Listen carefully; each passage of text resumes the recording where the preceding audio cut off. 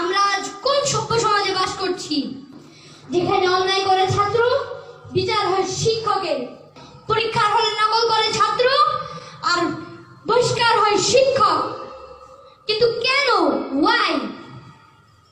মাননীয় মডারেটর, আশীর্বাদ কোনো পণ্য নয় যে টাকা দিয়ে বাজার থেকে কিনে আনা যায়। আশীর্বাদ কোন সম্পদ নয় যে জোর করে ছিনিয়ে নেওয়া যায়। আশীর্বাদ কোন সস্তা দামের পদবি নয় যে ক্ষমতার দাপটে কেড়ে নেওয়া যায়।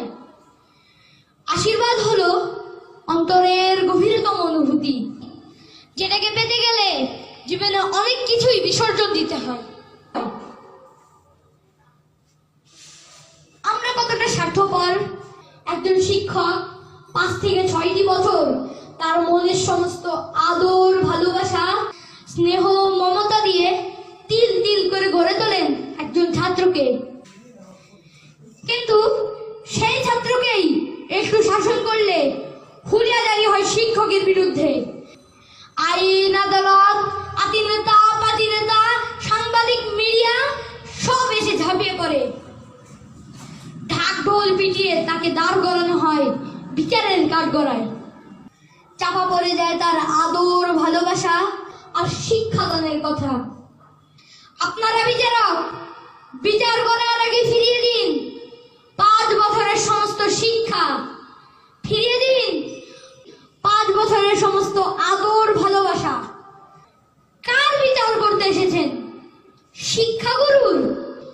যে সন্তানের জন্য আজ শিক্ষকের বিচার করতে এসেছেন, মনে রাখবেন একদিন ওই সন্তান আপনাকে রাস্তায় ছুড়ে ফেলবে।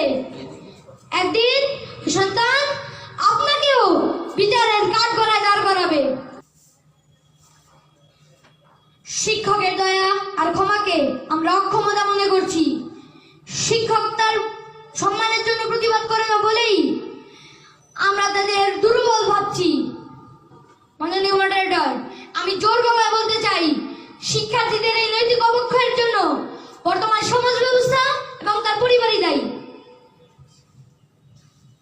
মাননীয় মডারেটর, আমরা হয়তো বড় বড় ডিগ্রি অর্জন করতে পারবো, কিন্তু শিক্ষাগুরুর আশীর্বাদ না পেলে কখনোই সত্যিকারের মানুষ হতে পারবো না। তাই কেবল ডিগ্রি নয়, আমরা মানুষ হতে চাই। আমরা শিক্ষকের মর্যাদা ফিরে দিতে চাই। আমরা তাদের হাতে আবার বেদ তুলে দিতে চাই। আমরা তাদের শাসন চাই, আমরা তাদের আশীর্বাদ চাই। আমরা মানুষের মতো মানুষ হতে চাই। ধন্যবাদ মাননীয় মডারেটর, ধন্যবাদ মাননীয় বিচারক মণ্ডলী এবং ধন্যবাদ সবাইকে।